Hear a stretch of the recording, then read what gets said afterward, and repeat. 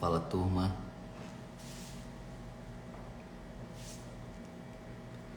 Fala, turma. Boa noite. Tudo bem? Como que vocês estão? Estamos de volta aí depois desse feriado prolongado, né? Feriado da Páscoa, né? A gente comemora também, comemora não, né? A gente relembra aí a ressurreição de Cristo, né? E bom demais estar de volta aqui com vocês, né? Eu acho que isso é sempre importante. E vocês me conhecem, né? Sabem que eu adoro estar aqui, né? Se eu pudesse, eu ficava sempre nas redes sociais, né? E como a gente já sempre faz aqui, né, no Esclerose Múltipla Brasil, quem já quiser que a gente cumprimente, né, coloque o nome e a cidade, né, que eu vou lendo aqui. Esses primeiros 5 minutos a gente deixa aqui para a live começar, né? Então aí não deixem de divulgar, né, que tá tendo essa live aqui. Vai ser uma live super bacana. A gente vai falar de progressão da esclerose múltipla, história natural, explicar surto, formas de esclerose múltipla, adesão a tratamento. Uma coisa que a gente sabe, né, que é a progressão silenciosa, que isso sempre acontece. Rio das Ostras, vou começar a ler aqui, ó, Rio das Ostras. Deixa eu ver aqui mais. Boa noite, Elaine. Boa noite. O Vladimir mandou, eu não sei se mandou cansado de fadiga de esclerose múltipla, ou se é cansado da labuta do dia aí. Boa noite, Tânia. Vão mandando aqui que eu vou lendo. Gide Araraquara. Boa noite aí, Roberta. Itaiomi, Carla, tudo bem? Como é que você tá? Suzy Santos, Recife. Turma boa aí. Boa noite, sou de BH. Branca Silva, né? Mas me lembra aí do seu nome que eu coloco aqui. Brasília, Larissa. São Bento do Sul, Santa Catarina. Brasília. A nossa convidada de hoje é de Brasília, tá, Renata? É a Fernanda, né? Eu vou já fazer uma breve introdução aqui antes de convidá-la para entrar na live. A Fernanda ela é neurologista e ela, antes de fazer a medicina, também fez farmácia, ela tem mestrado em imunologia. Ela fez residência aqui conosco, né? Ela foi, vamos dizer assim, ela foi minha residente, trabalhou conosco aqui na UFMG, no HC. Ela teve essa formação aqui com a gente e foi uma pessoa brilhante que nos ajudou muito aqui. E escolheu seguir esse caminho aqui, né? Longe de Minas. Ela pode contar um pouquinho para vocês, né? Ela foi um pouquinho para Bahia, depois foi para Brasília e está lá trabalhando como neurologista, tem uma clínica lá, Neuro Ferraz. Também agradecer a Roche, né, que está apoiando essa live, que está sempre conosco aí, né, nos apoiando e nos abrilhantando. A Fernanda também, né, tem mestrado em imunologia, como eu falei. E vamos conversando aí sobre um pouquinho dessa live. Vou cumprimentar mais as pessoas aqui. Eu tinha parado aqui na Ana, de Belo Horizonte. Roberta Araçuaí, Roberta. Eden Branquevitz colocou o 4 aqui, eu não entendi bem, né? Não sei se foi uma piada interna aí. Boa noite, Barrinha, São Paulo, Dalia, Jequitinhonha, Ana Paula, Jéssica, Brasília, Roberta, São Paulo, Paraguai, olha que legal a Kátia aí. Oi, Kátia. Chama a galera aí para nossa live. Mariana, boa noite. Minha médica top, tá falando da Fernanda, eu vou chamar ela aqui já, pode ficar tranquila. Viviane Contagem, Viviane. Boa noite. Ei, Bianca. Brasília. Ei, Camila. Eu tenho umas galera aqui que eu vou conhecer que tá sempre aqui nas nossas lives, né? Tem paciente, tem uma turma aqui boa. Obrigado pelo prestígio que vocês dão pra gente aí, tá? Eu acho que o que nos motiva a estar aqui são vocês, né? A gente faz isso pra vocês. E olha aqui, ó, doutora Fernanda é um ser humano incrível. A doutora Fernanda é ótima. Olha, a galera já tá aqui ciente da doutora Fernanda. A doutora Fernanda também tá nas redes sociais, né? Depois vocês têm que seguir lá, eu marquei, né? Eu também tenho meu Instagram, não vou falar que é pessoal, porque ele é aberto, que é o Rodrigo Underline Clempo ali, né? Ela já pediu que eu ia participar, a Fernanda, já vou te chamar aqui então, Fernanda.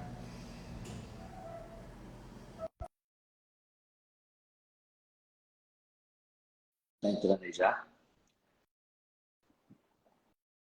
Paciente do doutor Tiago. Ei, Cíntia. Tiago é nosso parceiro aqui, né? Meu sócio aqui do Esclerose. Ei, Fernanda. Olá! Oi, Seja Rodrigo! Oi, bem-vinda. pessoal! Tudo bem? Tudo ótimo. Obrigada demais por esse convite e uma honra falar com você de novo. Estou muito feliz, Não, a muito honra honrada é mesmo, nossa. verdade. A honra é nossa.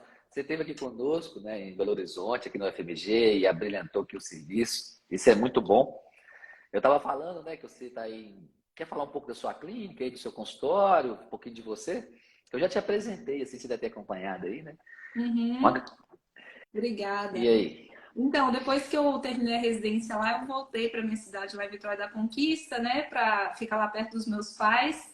Mas, assim, eu confesso que foi bem difícil fazer neurologia no interior da Bahia, né? Ainda mais neuroimuno, trabalhar com desmineralizante, assim, que a gente demanda muita tecnologia, né? Lá é um pouco difícil.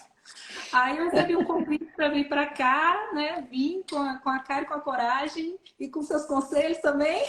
E assim, tem um propósito divino nisso, assim, sem dúvida, porque realmente eu amei a cidade e meu marido também. A gente construiu nossa vida aqui, a gente teve um filho aqui também. E eu estou muito feliz. Aí a gente montou a clínica, tá fazendo agora esse mês, no fim desse mês vai fazer 2 anos, né? E deu muito certo. Meu marido trabalha comigo, acabou que ele saiu da área dele, que era telecom, e agora é o gestor aqui, tempo integral. A gente tem outros colegas aqui também, tem outro especialista em neuroimuno que trabalha aqui comigo, tem uma especialista em cognição, e estamos crescendo bastante, graças a Deus. Que ótimo, que bom, eu fico orgulhoso. E assim, né, Fernanda, eu também vou falar que a Rocha está apoiando a live aqui, que isso é importante, então Uhum. a gente vai falar um pouco nesse contexto aí da live. Em geral, nossas lives aqui duram 1 hora, tá, para te contextualizar. E a gente vai lendo aqui o que as pessoas perguntam. Então, aí vem uma live com um bate-papo com essa turma aqui, ó. Aí já falou que foi sobre o seu aluno em Vitória da Conquista aí, ó, deu orgulho de Ah, eu dizer. já fui professora lá também na Faculdade de Medicina, fiz concurso lá também, na UFBA, mas acabou que eu larguei e vim para cá. Então, assim, a gente vai começar a live, tá aqui já para explicar para vocês. Então, o contexto da live aí, né, e o nosso objetivo, que é falar da progressão, né, na esclerose múltipla e também contar um pouco sobre a doença. Porque Uhum. muitas pessoas, né, acham que esclerose múltipla é só surto, esquece que tem progressão, ou acha que só vai progredir lá nas fases tardias da doença, né? Não é incomum eu aqui no meu consultório, pacientes até esclarecidos, às vezes até de outros colegas, ou até nosso mesmo, né, que às vezes a gente não conseguiu esclarecer de forma adequada, não entende que a progressão pode acontecer a qualquer época da doença e a gente tem que ficar atento a todos esses sinais, né, e todos esses sintomas. Alguns visíveis, né, e outros não. E essa conscientização, né, que essa campanha que a Roche faz aí, que chama EM em tempo, né? Então, assim, é em tempo, não, mas aí a gente fala EM em tempo porque é esclerose múltipla tempo, né? Uhum. Então, ficou bem legal. É uma parceria que eles têm conosco aqui no canal. E eu acho que isso é interessante porque é sempre bom ouvir também, porque como você mesmo falou, você esteve aqui comigo, né, na UFMG, né? Então, você é uma pessoa nova. Então, você é uma geração diferente da minha. Então, isso é muito importante, né, que a gente tenta passar para vocês isso. E como é que é essa relação também sua aí, Fernanda, no consultório fazendo esclerose múltipla, né? Como é que você aborda o paciente nessa fase inicial? Porque às vezes a gente, como médico, também não quer falar de progressão, não quer falar de algumas coisas, Uhum. né? Como é que é essa Sim. sua abordagem inicial aí? Uhum. Então, assim, a minha vontade é falar tudo, mas eu sei que a gente tem que dosar, porque é muita informação, muita angústia que vem, principalmente com o nome da doença, né? Já gera um estigma muito grande. Mas a primeira coisa que eu faço é desestigmatizar, explicar que esclerose múltipla não tem nada a ver com esclerose lateral amiotrófica, que é uma doença inflamatória, que é uma doença autoimune, né? Não tem a ver com outras doenças que não têm tratamento. Hoje a gente tem vários tratamentos chamados de alta eficácia que mudam a história do paciente, né? Então, assim, antes a gente tinha realmente um cenário que não era muito positivo para a maioria dos pacientes, né? A gente sabe que sem os tratamentos, 80% dos pacientes com esclerose múltipla remitente recorrente vai evoluir para secundariamente progressiva inexoravelmente. Mas hoje, com essas terapias de alta eficácia, a gente consegue de minimizar essa progressão e às vezes até evitar essa manifestação clínica da progressão, né? A gente sabe que tem uma progressão silenciosa aí acontecendo, uma neurodegeneração, mas alguns pacientes podem escapar dessa percepção clínica, né, de sintomas, de progressão, se a gente inicia no comecinho lá com medicamentos de alta eficácia. Mas então, quando o paciente tem o primeiro diagnóstico, A primeira coisa que eu explico para ele é o curso normal inicial da doença, que é surtos e melhora.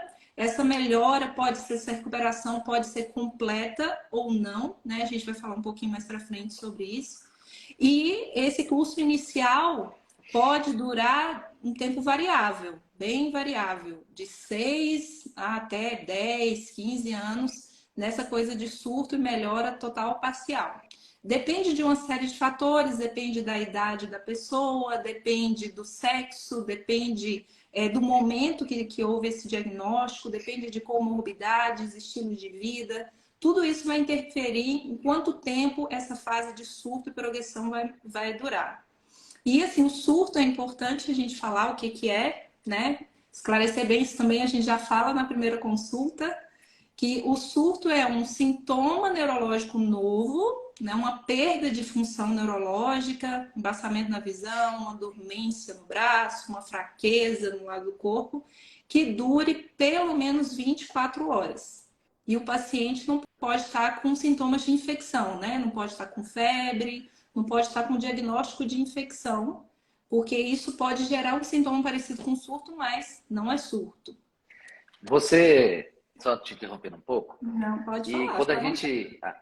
quando o paciente chega no seu consultório, aqui no meu consultório, é um paciente jovem, né? Então, assim, a gente Uhum. está falando, na maioria das vezes, de uma mulher jovem, que eu venho aqui com o namorado, eu venho com os pais, e tem aqueles questionamentos todos assim, Rodrigo, eu vou ter uma vida normal? Rodrigo, como é que é essa doença? Eu já li lá no Instagram, já fui em grupo, já dei Google, já fiz isso. O paciente, ele não chega sem informação.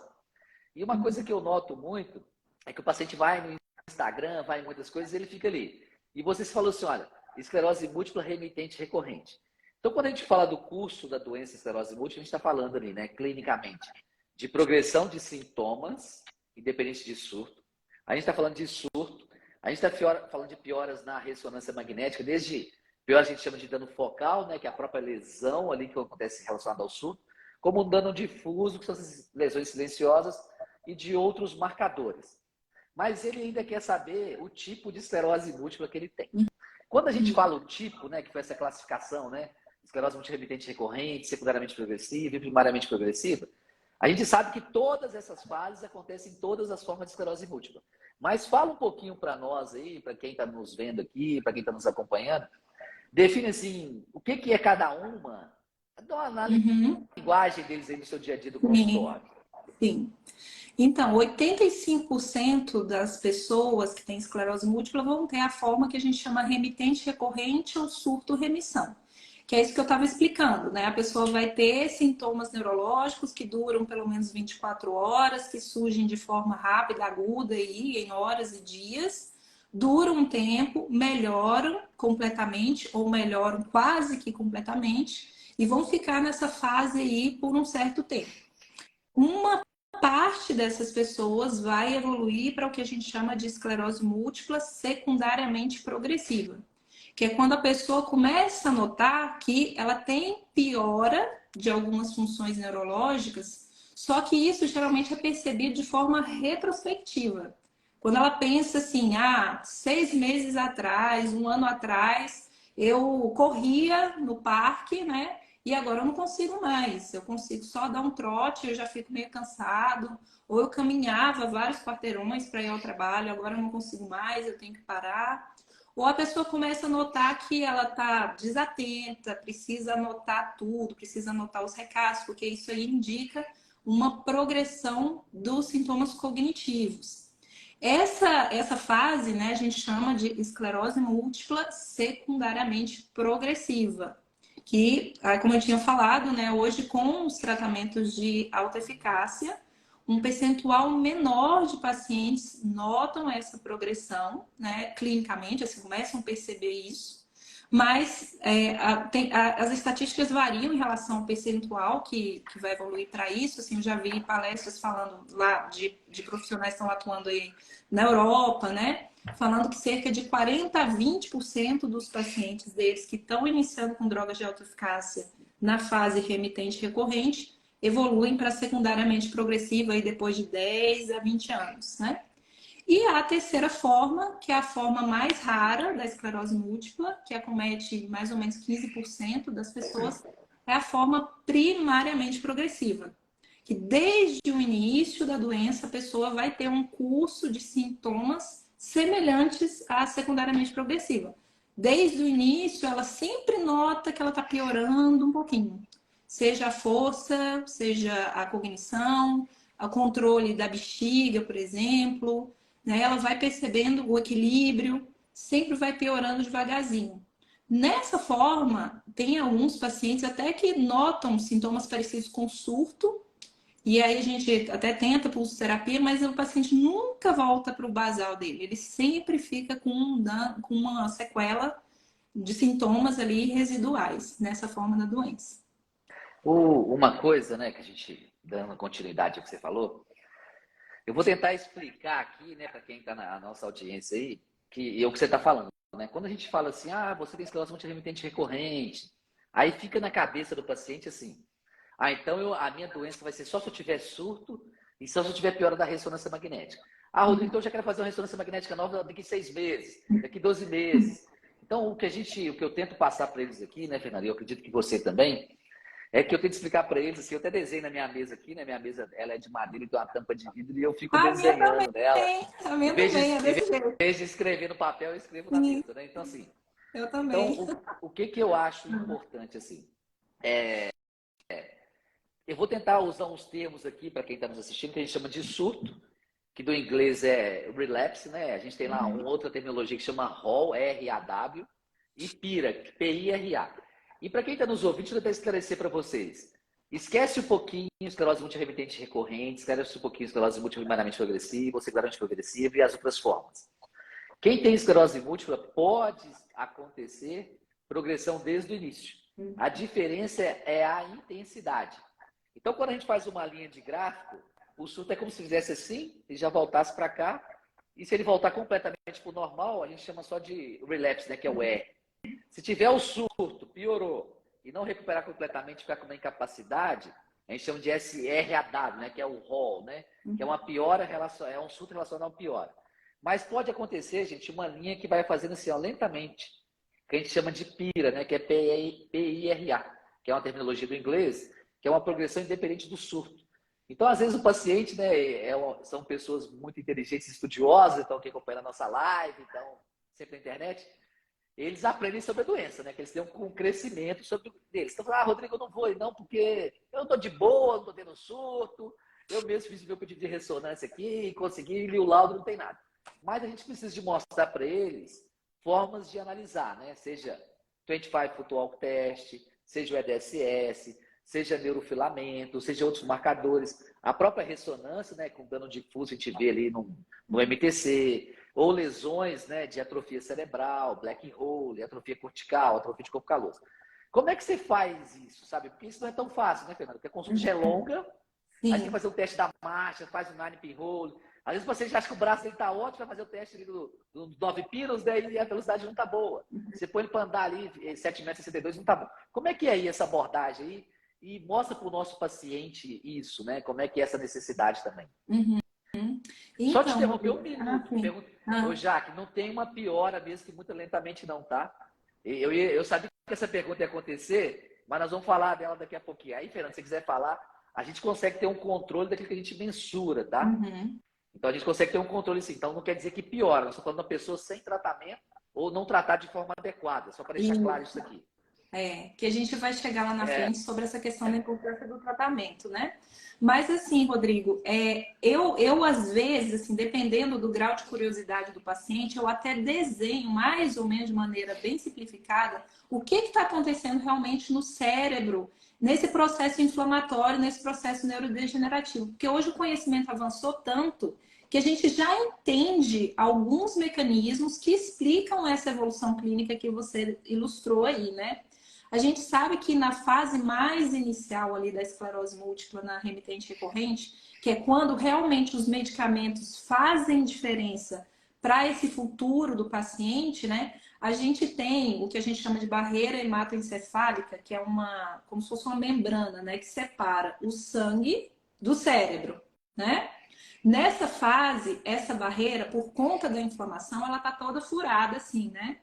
E aí as células inflamatórias ali da nossa circulação atravessam essa barreira e vão lá inflamar o cérebro e gerar aquelas lesões que a gente conhece e vê lá na ressonância.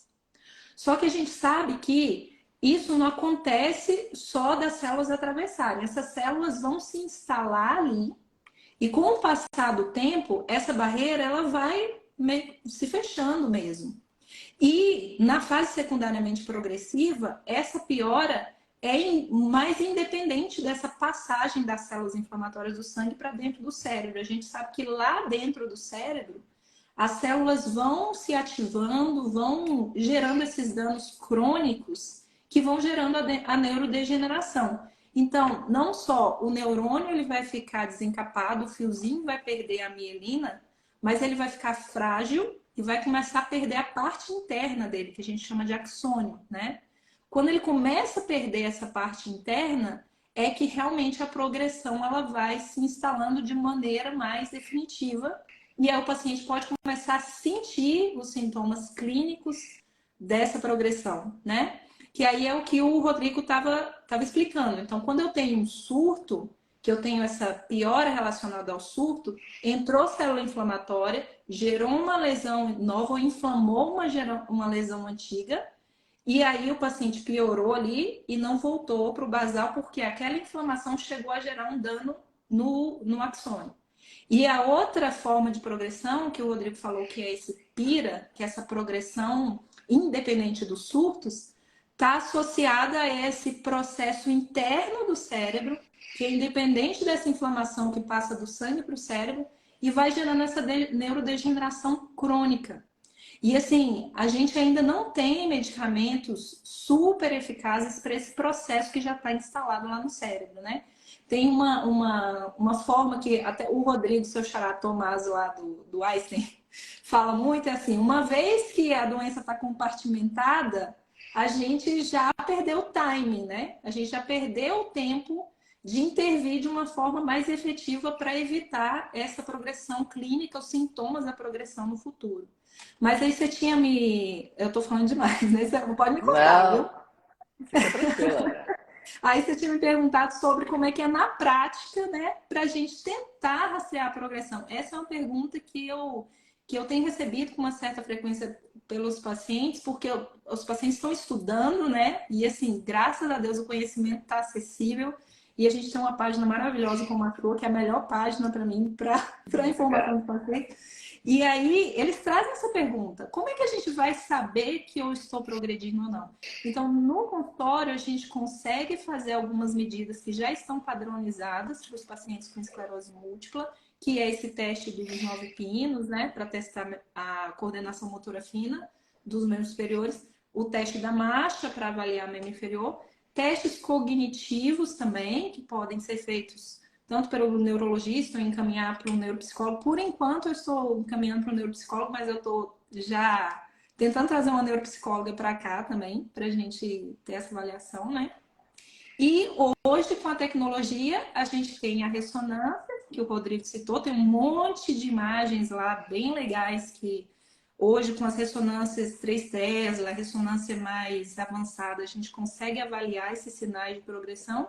E o neurofilamento, que é um biomarcador, é um pedacinho de neurônio que a gente consegue dosar no sangue para tentar documentar precocemente essa progressão, né? Antes que a O, gente não tenha mais o que fazer. o que é importante, assim, para quem está nos vendo, né, Fernanda, assim, o que nós estamos falando até agora, tá, gente, é no paciente ainda sem tratamento. Vocês podem ir mandando a pergunta de vocês, aí uma pessoa perguntou assim, a gente mexe em time que está ganhando, mesmo que isso não seja terapia de alta eficácia, até colocou assim, de não tão alta eficácia. Boa É, pergunta. o que a gente vê no nosso dia a dia, né, e a gente vai poder falar disso, é assim, nós que lidamos, eu praticamente só faço esclerose múltipla, né, na vida, praticamente não falar que é 90%, eu ainda tenho alguma coisa do HC que não é esclerose múltipla. O que a gente tem que pensar quando eu vejo uma menina aqui de 25 anos, 20 anos, 30 anos? Eu quero saber quando que ela vai estar com 40, com 50 e com 60 anos. O que a gente consegue fazer aqui vai influenciar daqui 30 anos, daqui 20 anos. Então, você lá no início aqui da nossa live, você falou sobre critérios prognósticos, de sexo e idade. A gente sabe que a manifestação mais comum da esclerose múltipla, e é porque a maioria das pessoas aqui se preocupam, é o surto. Né? Assim, olha, eu não quero ter surto, eu quero estar bem controlado com o surto, e a gente quer lidar com isso. E você também citou uma coisa aqui, que é a doença compartimentalizada. O exemplo que eu uso para isso aí, tá? Só para te deixar claro aqui no consultório, é assim. Eu vou usar esse palavra de guerra que a gente vive aí. Os Estados Unidos, ele não vai enviar um míssil lá no Oriente Médio, né? Então, a esclerose múltipla no início, ela é do periférico para o central, quebra a barreira hematocefálica. Ou seja, é como se numa guerra os Estados Unidos mandasse o míssil lá no Iraque, vamos dizer assim. Quando ele já tem que ir lá várias vezes, ele criou o quê? Bases lá dentro, né? Seja porta-aviões, essas coisas. Então, a esclerose múltipla no corpo Nossa, humano... adorei, vou copiar isso aí. A esclerose múltipla no corpo humano, o que ela faz? No início dela, ela faz isso aí. Vai mandando um monte de linfócitos, célula de defesa, seja do fígado, do baço, de linfonodo ativo, lá para dentro do cérebro. Só que ela já foi lá tantas vezes que ela começa a criar essas bases avançadas. Então, se a gente começar esse tratamento bem desde o início e conseguir mostrar para o paciente, né, que a doença não é só surto, a doença não é... Já aconteceu aqui no meu consultório, tá, Fernanda, de pacientes falar assim, tô tomando um remédio, eu tive 5 surtos no ano passado, mas eu tô com esse remédio aqui, o médico fala que eu voltei ao normal, o meu próprio corpo está me ajudando a minha inflamação, então estou de boa. E mantenho o remédio, sabe? Então a gente sabe que ainda há muita desinformação. Então, assim, só uma pincelada para a gente chegar... Fala um pouquinho do surto, o tratamento do surto e a indicação de falência terapêutica, só para o paciente entender, indo de encontro dessa pergunta que a Jaque fez, de que, assim, aí, como é que é manter um remédio, né? Envolve diversos fatores, né? Não envolve só o surto, envolve outros. Mas só no surto ali, eu não classifico, você já esteve aqui comigo, né? Eu não classifico o surto de leve, moderado e alta intensidade, como alguns protocolos, né? Para mim, surto é surto, é inflamação e deve ser tomada uma atitude em cima disso. Como é que é essa abordagem sua do surto, aí de um paciente que já está em tratamento com a droga de não alta eficácia, vamos chamar assim por enquanto? Sim, sim. Então, a minha abordagem é propor troca para uma terapia de alta eficácia. Porque o que eu tento explicar para o paciente é, assim, eu tenho uma paciente com essa situação específica. Ela tá com, ela veio assim para pedir uma segunda opinião, né? Aí ela tá com o Tecfidera, o dimetilfumarato, perdão. Assim, é uma droga que hoje está classificada como primeira linha, digamos assim. A gente nem usa mais esse termo, né? Mas ela vinha bem, é uma paciente que não tem muitas lesões, mas ela teve um surto de lesão medular, mas só com déficit sensitivo. Foi um surto leve, aspas, né? Um surto com sintomas leves.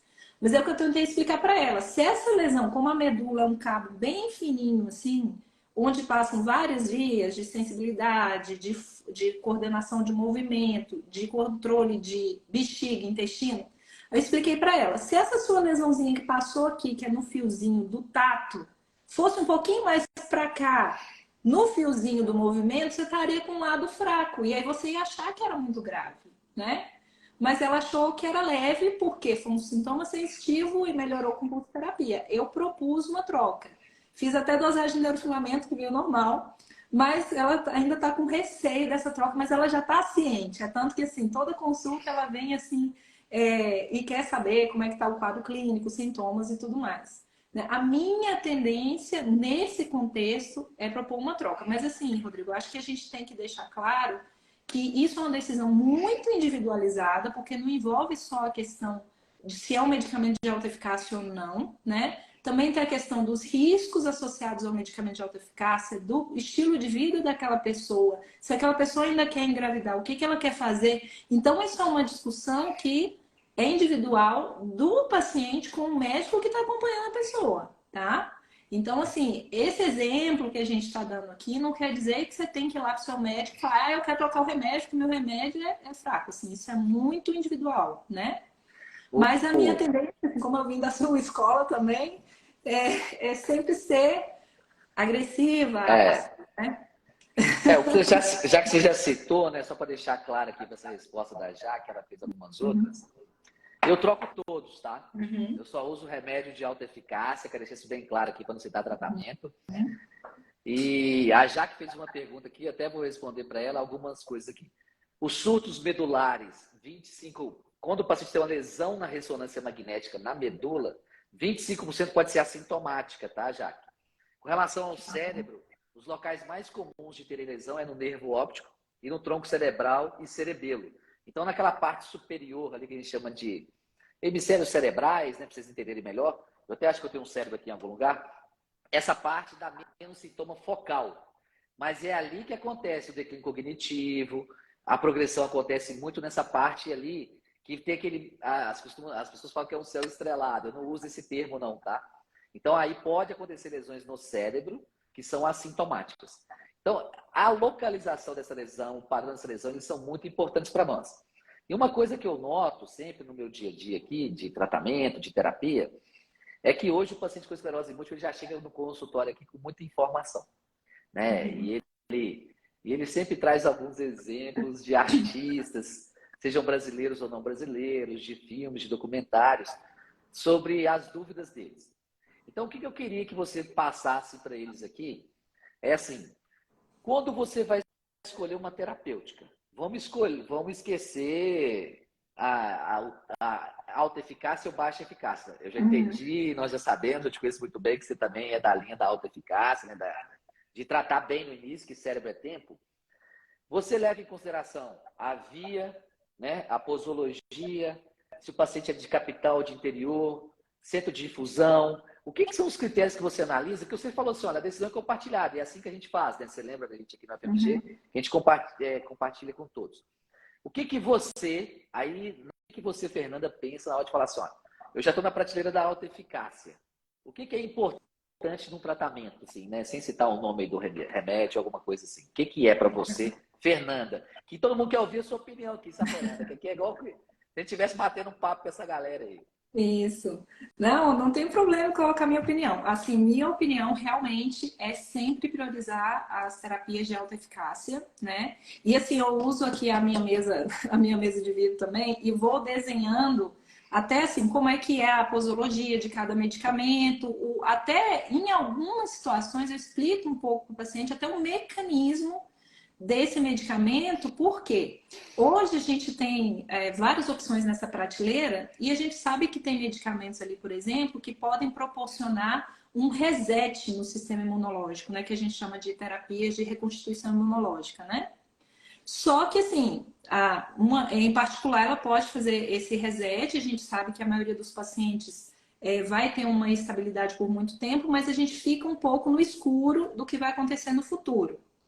E outras terapias, o paciente vai fazer uso contínuo. E o tempo todo ele vai estar ou com depressão de um determinado grupo de células, então ele vai ter zerado um tipo de célula inflamatória, ou ele vai ter essa barreira bloqueada o tempo todo enquanto ele usar o medicamento, né?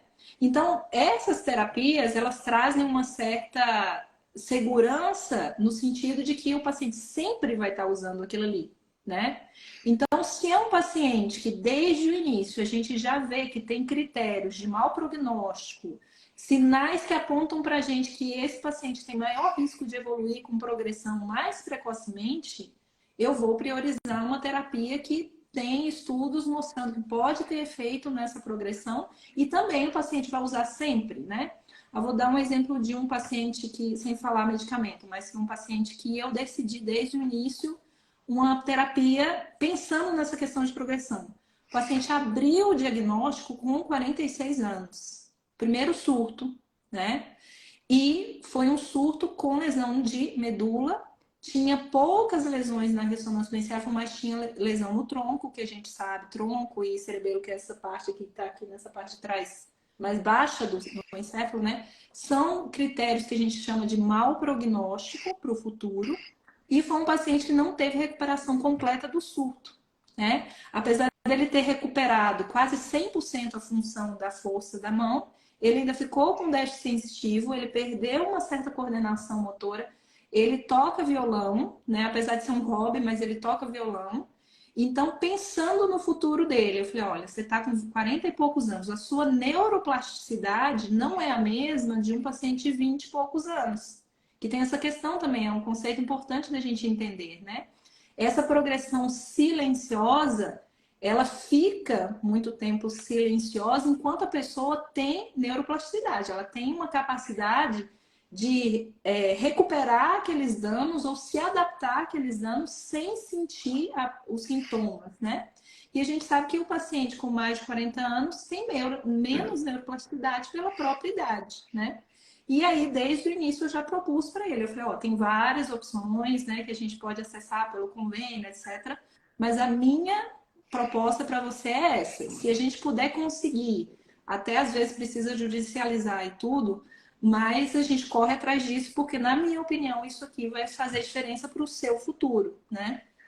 Ótima explicação, né, Fernanda? Assim, eu estou lendo as perguntas aqui, e aí só para deixar algumas coisas claras, né? A gente tem uma linha do tempo no tratamento da esclerose múltipla, tá? Para quem nos pergunta, que eu estou indo de conta as perguntas aqui para tentar esclarecer, e depois eu volto aqui para o nosso roteiro da live. Quando eu, Rodrigo, pego uma paciente que acabou de ter um diagnóstico de esclerose múltipla, a primeira coisa que ela fala comigo são de pessoas que já têm esclerose múltipla há anos, traz só o pior cenário, sabe? Eu acho que a gente tem sempre que levar o paciente para ver o copo cheio, em vez de ver a metade vazia, né? Que o paciente já chega para nós e diz assim, olha, eu vi na internet, o paciente está péssimo, está sem cessado. Então, o que eu tento esclarecer são duas coisas. Nessa linha do tempo de tratamento, até a década de 90, ali, 93, 94, não tinha nada que era para tratamento da esclerose múltipla. E a esclerose múltipla ela não leva o paciente a óbito. Então, o que acontece? Ele pode levar a uma incapacidade, a surgir novos sintomas com progressão. Só que, se o paciente de hoje, 2023, se comparar com o paciente lá de 1994, aí ele está fazendo o seguinte, opa, aquele paciente nem teve acesso ao tratamento. Mas de 94 até 2005 e no Brasil 2010, o paciente não tinha nenhum acesso que não fosse aquelas medicações da década de 90. Então, quando eu vou falar, e vou de encontro à sua pergunta aqui, tá, Jaca? Que é difícil o paciente escolher, quando a gente oferece uma decisão compartilhada no paciente, a gente já excluiu tudo que a gente não quer que o paciente use. Então, quando eu chegar aqui no meu consultório, a Fernanda também fala assim, olha, qual dessas 4 medicações você quer fazer uso? A gente já separou as que vocês não têm. Então, quando as pessoas me perguntam assim, Rodrigo, aqui na live, ou aqui no consultório, ou no HC, ou no Ipseng, fala assim, eu estou tomando esse remédio e não estou tendo surto. Aí eu penso assim, ele está fazendo uso de uma droga de uma década, da década de 90, ou seja, nós falamos de uma medicação de 30 anos atrás. E nós temos medicações que foram lançadas agora.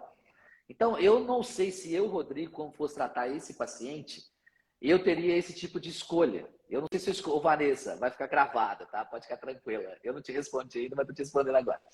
Então, assim, quando a gente fala assim, esse remédio, eu estou sem surto, mas está sem surto, mas está sem capacidade, a gente tem uma janela terapêutica. Alguém colocou aqui falando que tempo é cérebro. Sim, tempo é cérebro. Então, se já chegou ali, se já não tem mais neuroplasticidade, né? Que é aquela reserva neurológica, então a gente tem que ter mais cuidado. Então, será que esses pacientes que estão sem surto, você deixou isso claro aqui na live, surto não é a única coisa que a gente mensura na esclerose múltipla, mas é a que o paciente quer ficar sem. Será que esse paciente está usando essas medicações lá da década de 90? Ele está sem outros tipos de atividade que não seja o surto? Porque ele está sem surto, será que é o suficiente? A gente só vai conseguir saber isso quando a gente tiver um atendimento especializado. Então, é fundamental que quem está nos assistindo aqui entenda que a informação está em todo lugar, né? Só que você pode parar na rua com um carro e pedir assim, como é que chega ali no HC? Alguém pode dizer assim, não, vai reto, que você vai chegar lá. Aqui mesmo a gente pode ir direto que vai dar certo, entendeu? A outra fala assim, não, você vai no endereço tal, Alfredo Balena, Avenida 110. Então, hoje, nós como médico, nós temos, eu estou falando para os pacientes, uma opção de conhecer perfeitamente o mecanismo de ação dos medicamentos. Esses remédios da década de 90, a gente não sabe muito bem como é que eles atuam, né? Além de eles terem baixa eficácia, a gente não sabe como que eles atuam. Hoje, não. A gente fala que é terapia-alvo, assim, né? Quando você fala de síndrome compartimentalizada, a gente fala que é principalmente de linfócitos B de bola. A gente tem o linfócitos T de tatu e B de bola. Mas está compartimentalizado é principalmente linfócito B de bola. Então, a gente já tem drogas que são anti esses linfócitos.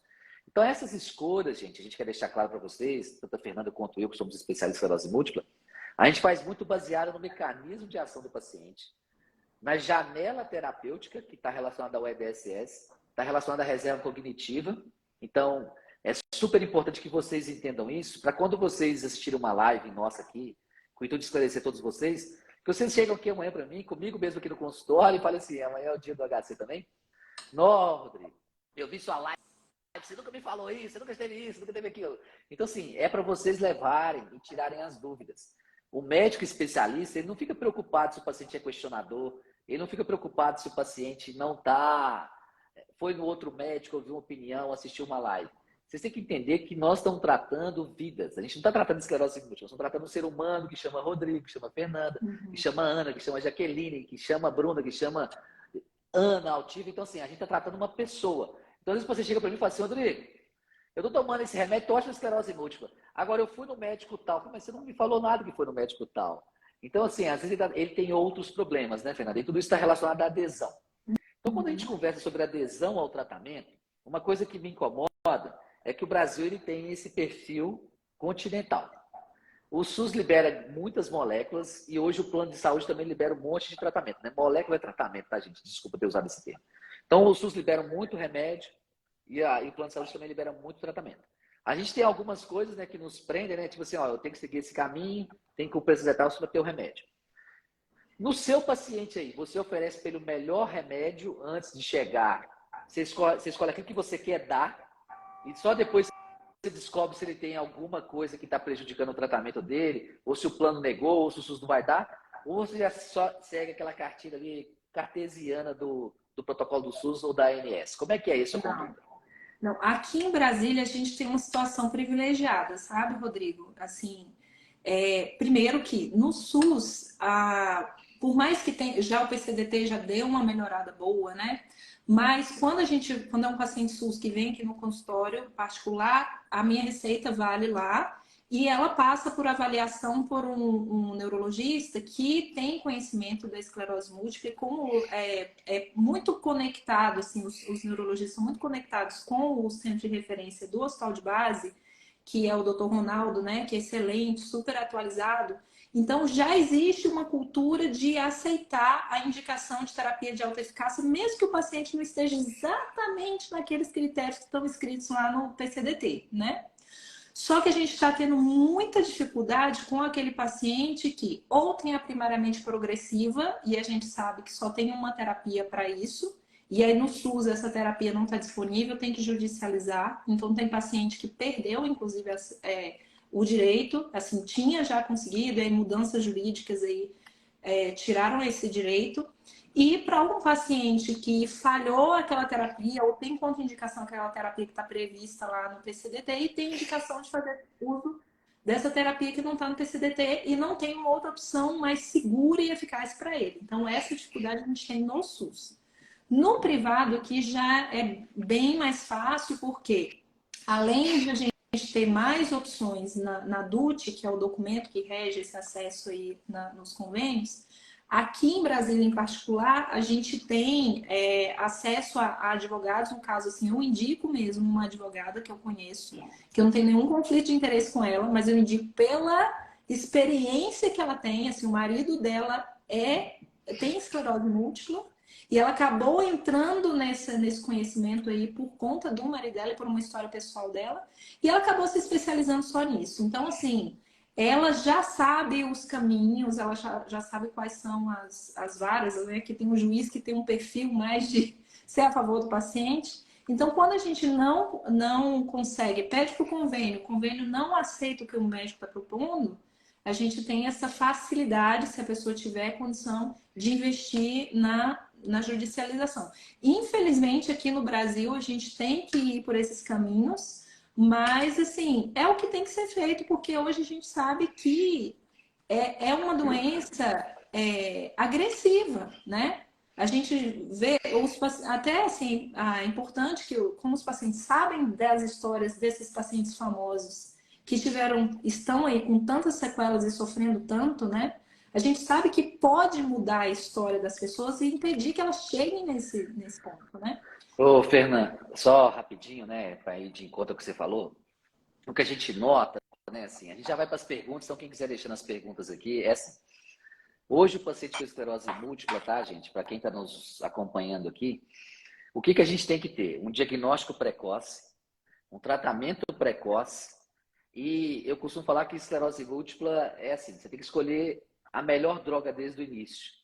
Uma pessoa, quando vai casar, ela quer o melhor vestido, ela casa para ficar casada para sempre. Pode dar errado, mas a ideia é essa. Então, assim, é melhor tratar bem desde o início, com o melhor remédio desde o início, com aquela decisão individualizada para aquele paciente. Então, quando a gente fala que está compartilhando uma decisão, a gente já individualizou, que é a medicina que a gente fala pessoal, né, e personalizada para aquele paciente, de precisão para aquele paciente. Então, quando a gente coloca para vocês escolherem, a gente só coloca aquela prateleira dali. E para a gente só fazer um contexto aqui da nossa live, assim, o que a Fernanda já falou conosco aqui foi as formas de esclerose múltipla, né? A gente tem lá MDT corrente, secundarmente progressivo, primariamente progressivo. Eu poderia falar de síndrome clínica isolada, de radiologicamente isolada, mas não são esclerose múltipla ainda, é a fase inicial. A gente explicou que progressão acontece durante todo o momento. Há um controle disso, então nós estamos falando de pacientes sem tratamento ou em tratamentos que não têm eficácia para isso. A gente falou sobre algumas formas de avaliar que não só o surto e não só a ressonância, que foi novas técnicas de ressonância magnética, alguns testes bem simples de fazer, né, que é o de 9 pinos, ou o teste da marcha, ou avaliações cognitivas, né, um é o Symbol Digit, ou mandar poder ao psicólogo, são testes de triagem, né, iniciais. E o que a gente quer deixar claro para vocês é que, assim, esclerose múltipla não é só surto, né? É muito comum o paciente ficar preocupando só surto. E eu falo com o meu paciente, ó, se ficar um ano sem vir aqui, não pode falar que é paciente do Rodrigo, não. Esse paciente que um ano sem vir no consultório, no HC, fala que é paciente nosso, aí no BIPSEC, entendeu? Então tem que ter esse contato e esse controle. Então o que eu acho, assim, até preciso mandarem pergunta, alguém conhece algum médico especialista na Bahia? O doutor Tiago Junqueira, que é o nosso parceiro aqui da Esclerose Múltipla Brasil. Então, assim, o que eu acho que a gente tem que deixar claro para todos vocês aqui, para a gente começar a ler a pergunta, é que esclerose múltipla, cada dia mais a gente conhece melhor a doença e cada dia mais a gente tem tratamentos de maior eficácia. Lá no início, quando surgiram os remédios de maior eficácia, a preocupação também era com segurança. Então, eu vi uma pergunta aqui falando assim, ah, mas e a segurança a longo prazo e a eficácia? Quando o remédio vai para o mercado, ele tem no mínimo 2 anos de um estudo que a gente chama de fase 3, mas ele tem no mínimo 6 a 8 anos de outros estudos avaliando segurança, posologia, como que foi feito o estudo em animal, para até chegar em ser humano. Então, quando uma droga chega no mercado, nós estamos falando de 8 a 12 anos de pesquisa clínica. E esses estudos continuam sendo feitos, né? Estudos de segurança, estudos de eficácia, que a gente chama de estudo de pós-marketing, né? O estudo de mercado. Então, assim, né, Fernanda, para a gente entrar nas perguntas, assim, se você pudesse individualizar para você um foco lá no futuro, o que você decidiu hoje para o seu paciente aqui, né? E às vezes a gente, até para ter empatia com o paciente, você não pode chegar e falar assim, ó, a esclerose múltipla é isso, né? A gente vai conquistando. Eu falo que é igual um relacionamento, né? Você não encontra uma mulher e fala que quer casar e ter filhos, né? Você começa a ter um relacionamento. Então, eu vou voltar aqui para o nosso dia a dia do consultório. O que que você, Fernanda, aborda, sem citar nome de remédio nem nada, com relação a falar assim, olha, essa paciente aqui, eu tenho que ter preocupação com ela. Esse paciente aqui, eu tenho preocupação com esse. Esse aqui eu posso abordar tudo. A gente já entendeu que você faz tratamento só de alta eficácia. Mas estou falando assim, opa, esse aqui eu vou ficar mais em cima. Como é que é isso? Sim. Tem alguns critérios sobre que a gente chama de fatores de mau prognóstico e fatores de bom prognóstico, né? Que a gente já conhece. São vários, é uma lista enorme, né? Mas os principais, a questão da idade que eu falei, se é um paciente que tem mais de 40 anos, tem menos neuroplasticidade, é um fator de risco para uma progressão precoce. Se é um paciente que tem lesões na medula e no tronco, na fossa posterior, que a gente chama, né, aqui mais embaixo, por que que isso é um critério de mau prognóstico? Os neurônios nessa região, eles estão todos agrupados. Uma lesãozinha deste tamanhozinho nessas estruturas, ela pode causar mais estrago do que a lesão do mesmo tamanho ou maior lá nessa parte de cima do cérebro, né? Pacientes que tenham surtos com recuperação incompleta, se nos primeiros 2 anos da doença o paciente teve um maior índice de surtos, isso é bem claro, né, nos estudos mostrando que isso aumenta muito o risco de progressão. Se a pessoa tem a questão hoje do neurofilamento, né? Assim, aqui eu estou conseguindo fazer, eu mando para o Einstein. Então, se a gente dosa o neurofilamento ali no início e a gente vê que está muito alto, isso pode indicar que esse paciente tem maior risco de neurodegeneração. Se há características ali da ressonância, né? Uma alta quantidade de lesões, se nessa ressonância já aparecem aqueles buraquinhos que a gente chama de black holes, isso indica que o paciente já está perdendo neurônio. Se ele tem atrofia, então o cérebro está ficando mais murchinho, a medula está ficando mais murchinha, isso é um sinal também de mau prognóstico. Que mais? Né? Eu avalio tudo isso, né? Então ponho isso e aí decido ali, apresento para o paciente, né, esses fatores e apresento as terapias que tem, que a gente sabe que tem algumas terapias, né, que já foram estudadas, que têm maior eficácia para essa questão da progressão. Como você falou, esses linfócitos B, né, eles que são as células principais envolvidas nessa compartimentalização do processo inflamatório na fase secundariamente progressiva. Então, nesse contexto, se a gente puder priorizar esse tipo de terapia, é um bom caminho, se o paciente puder usar também. Porque aí a gente tem que ponderar. Por exemplo, eu tenho um paciente que ele é jovem, ele abriu um surto de medula, ele tem todas essas características. Só que no momento do diagnóstico, ele tinha uma viagem de mochilão de 4 meses programada para a América Latina, depois ia voltar e ia para os Estados Unidos e para a Europa. Aí, assim, era difícil propor assim, um tipo de terapia que permitisse que ele viajasse e voltasse, né? Então, assim, a gente teve que escolher uma outra opção nesse contexto, né? Mas a gente tem que ponderar isso tudo. E só uma coisa, Rodrigo, aproveitando aqui, frisando muito a questão de adesão, né? Contar uma outra situação. Eu tenho uma paciente que veio também aqui para uma segunda opinião. Ela tem critérios já da fase secundariamente progressiva, já está com uma terapia boa para essa fase. E ela perguntou assim para mim, falou assim: doutora, eu não estou sentindo nenhuma melhora com esse remédio. Eu vou parar isso, porque eu não aguento mais ficar fazendo infusão, né? Aí eu expliquei para ela, pelo amor de Deus, não para, porque assim, nesse momento a minha expectativa não é melhora, a minha expectativa é que você não progrida. Eu fui explicar todos esses conceitos, né? Então é importante a gente saber que a adesão é um fator que interfere muito nisso. Ótimo, sabe, Fernanda, eu estava, primeiro, excelente explicação, e estava lendo aqui as perguntas para tentar fazer um resumo, tá, gente? Para vocês aí tudo. Primeiro, assim, quais são os sintomas comuns num surto? Sintomas de fraqueza muscular, que a gente chama de sintomas motores. Sintomas sensitivos, que são, em geral, dormência, né? Que é passar a mão de um lado e ser diferente do outro. Visão dupla, visão embaçada. Às vezes pode ter dormência no rosto, a boca torta. Alterações no xixi, dormência de perna, fraqueza de perna. Isso pode acometer, sim, em 2 pernas, tá? Igual foi a pergunta aqui. Mas, para a definição de surto, tem que durar mais de um dia. Porque existe o que a gente chama de sintoma paroxístico, que é você sentir um sintoma que você já recuperou dele, que você já teve, mas ele é desencadeado pelo calor, pelo esforço físico, por estresse. Existe o pseudo-surto, que está associado a uma infecção, que o paciente está ali com uma piora que durou mais de 24 horas, né, que se chama pseudo-surto. E existe o surto propriamente dito, né, e deve ser avaliado sempre por médico, ou se o paciente já conhece bem, tem que ir. Parestesia é o nome que a gente dá para alteração da sensibilidade, tá? E aí, Fernanda, eu vou fazer uma pergunta aqui para você, que a gente viu, e a gente não está citando o nome de tratamento, porque a gente não conhece os pacientes, né? A gente também não pode citar aqui e falar de remédio específico da gente. Então, até porque a gente não poderia fazer isso tanto do ponto de vista ético quanto do ponto de vista do apoio que a gente tem aqui. Então, a paciente perguntou assim, olha, eu vou citar ela porque ela é um caso interessante. Ela não falou a idade, ela não falou nada, mas ela falou que ela teve um primeiro surto que foi confundido como AVC. Aí depois, 5 meses, ela teve um novo sintoma e ela foi diagnosticada com esclerose múltipla, numa segunda ressonância. E ela está perguntando se ela deve iniciar o tratamento. A gente já falou que deve o mais precoce possível.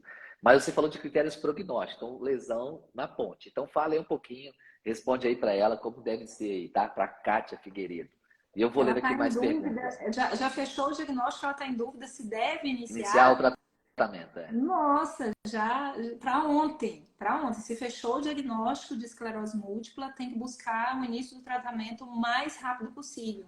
Hoje a gente sabe que esse é um dos principais fatores que fazem diferença em retardar essa progressão, o início da progressão, e também fazer que essa curva da progressão seja mais baixinha aqui, que tenha menos incapacidades no futuro, né? Então tem que começar logo, para ontem. Uma outra coisa que a gente está vendo aqui, pelo que eu vi, que tem uma paciente sua que depois dessa live ela vai seguir a sua recomendação aqui, que eu acabei de ver também. Aí ela se identificou com a história, né? Então, assim, então o que eu acho, gente, é assim, leiam sobre esclerose múltipla, tenham afinidade com o médico de vocês, né? Hoje em dia é fácil conhecer. É lógico que você vai falar assim, eu gosto tanto do Rodrigo, gosto tanto da Fernanda. Será que eu vou ouvir a opinião de outro médico? Eu não vou estar traindo o Rodrigo? Vocês têm que pensar em vocês, na família de vocês. Nós somos, o que eu costumo dizer, nós somos facilitadores. Mas todo mundo deve validar a opinião com o colega. Então, tem muitos pacientes que são tem muitos ouvintes aqui, né, que estão aqui na nossa live, que são meus pacientes, são seus pacientes, e são de outros médicos. Algumas coisas a gente não pode falar. O que eu posso falar para vocês é assim, cada vez mais a gente vai parar de falar de alta eficácia. Porque não cabe mais falar de remédio de baixa eficácia. Então, a gente só fala da alta eficácia porque a gente ainda tem pessoas que prescrevem remédios de baixa eficácia. Então, o que eu quero deixar assim, para vocês aqui, para essas perguntas todas relacionadas a tratamento, é que o que define o tratamento como alta eficácia é o controle que tem sobre o surto, inicialmente. Antes era 50% de controle de surto. Hoje, isso falando uma taxa anualizada de surto. Hoje a gente está falando de 60%. Então, a gente tem essas medicações que eu estou chamando da década de 90, elas têm um controle em torno de 30%. Essas medicações orais, em torno de 50% a 60%. Esse remédio a gente chama de alta eficácia aqui, no dia a dia nosso, como especialistas, são remédios com controle acima de 60%. Então, essa definição de alta eficácia, ela também está com o sarrafo mais alto. Então, a gente vai parar de falar de baixa eficácia. Então, eu hoje, em 2023, depois de 13 anos fazendo esclerose múltipla, né? Eu não prescrevo mais nenhum tipo de remédio desse. Ainda eu ouvi esse tipo de pergunta aqui, eu faço vários questionamentos para mim, se esses pacientes não devem ouvir uma segunda opinião. E a função também, quando eu vim aqui, né, em 2011 para 2012, que eu comecei lá no Facebook, depois vim para cá, eu escolhi Esclerose Múltipla Brasil, porque se eu colocasse o nome Dr. Rodrigo, eu ia ser execrado, porque era uma época que ninguém fazia isso, então eu estava lá, o Dr. Rodrigo, tem Instagram, eu ia apanhar. Hoje quem não tem, que é o errado, né? Então acabou que o Esclerose Múltipla Brasil, a gente teve essa abordagem com todos, o Thiago nos ajuda aqui, e tem você como convidado. E aí, eu queria que você deixasse uma mensagem final aqui, Fernando, e primeiro te agradecer também, né, por se disponibilizar para estar aqui conosco. Você é uma pessoa brilhante, né, e a gente conversa muito, né, e eu te acompanho aí, e fico muito feliz de saber que pessoas que passam por nós trilham esse caminho de sucesso.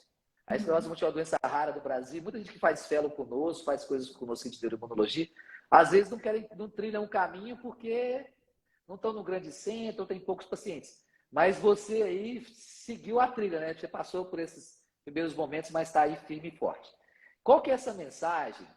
Porque uma coisa que me chamou muita atenção, uma paciente escreveu aqui assim, olha, a maneira como o médico conversa com o paciente... Ô, Matheus, como é que você está? O Matheus entrou aqui na live. A forma como você, Fernanda, eu, Rodrigo, o Matheus que está aqui na live, ou qualquer outro médico que seja aqui, aborda o paciente, a nossa palavra tem um significado muito grande para o paciente. E a gente tem que ter um compromisso, primeiro com Deus, também com o que a gente fala. Então, qualquer mensagem que você deixa para uma menina de entre 20 e 40 anos, em geral mulher, pode acometer homem também, tá, gente? Mas que chega no seu consultório, às vezes já passou por outros médicos, está extremamente ansiosa. E o que você fala para ela assim? Não estou falando para acalmar, enganar, não, mas o que você fala para ela? Qual que é aquela mensagem que você deixa aí? Eu te coloquei numa enrascada, mas eu sei que você vai sair bem dessa. Não, assim, excelente pergunta e assim, eu amo conversar com os meus pacientes, sabe? Assim, acho que foi um dom que Deus me deu e uma busca também minha de tentar aprender cada vez mais como me comunicar de uma maneira clara traduzindo esses termos técnicos todos de forma que o paciente entenda, ele se aproprie do conhecimento e ele entenda que ele é protagonista nesse processo, né? Assim, por mais que eu sempre coloco assim, ó, temos essas opções, mas minha opinião é essa, eu sempre coloco. Mas a decisão, no final das contas, é do paciente, mas ele tem que fazer uma decisão consciente de tudo isso, quase tudo isso. Lógico que não dá tempo a gente falar isso tudo, né, numa consulta, assim, de primeira vez, mas pelo menos dá uma noção para ele o seguinte: olha, você tem uma oportunidade hoje de mudar a sua história no futuro.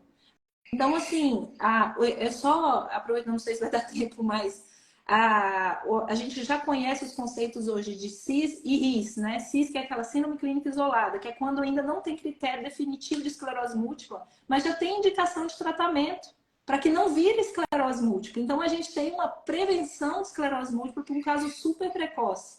Se a gente trata uma CIS agressivamente, né, com remédio de alta eficácia, por que a gente não vai tratar a própria esclerose múltipla com remédio de alta eficácia, né?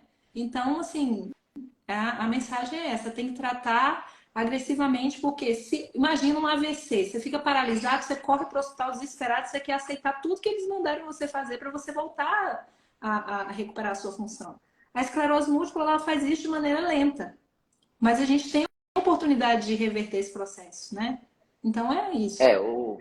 O que eu vejo, né, assim, Fernanda, primeiro eu te agradecer e agradecer a todos que ficaram aqui na nossa live durante 1 hora. Agradecer o apoio da Rocha para essa live, né? E assim, volte mais vezes, tá, Fernanda? Pode E a live vai me ficar chamar. salva. A live vai ficar salva, tá, gente? Então, assim, eu quando posto aqui no Esclerose Múltipla Brasil, eu coloco ali o tema da live. Então, vocês podem perguntar nos comentários ali do Instagram, que aí a gente vai tentando responder. É lógico que tem perguntas que não tem como a gente responder, porque a gente não conhece o paciente, não sabe o sintoma do paciente. É ressonância. Então, vocês podem deixar nos comentários ali da live, ela vai ficar salva. Então, o que eu falo é o seguinte: não existe só o Rodrigo, não existe só a Fernanda. Eu vi aqui o Matheus, foi citado aqui o Tauil agora, foi citado o Hernani, aqui nós temos o Thiago também, né, que é o meu sócio aqui. Então, o que vocês têm que estar é com pessoas que vocês gostam. Isso é relacionamento. Você tem que confiar na pessoa, saber que ela é uma pessoa de conhecimento técnico, mas tem que saber que uma pessoa é humana, né? Que é uma pessoa que está fazendo bem, como se ela estivesse tratando ela mesma.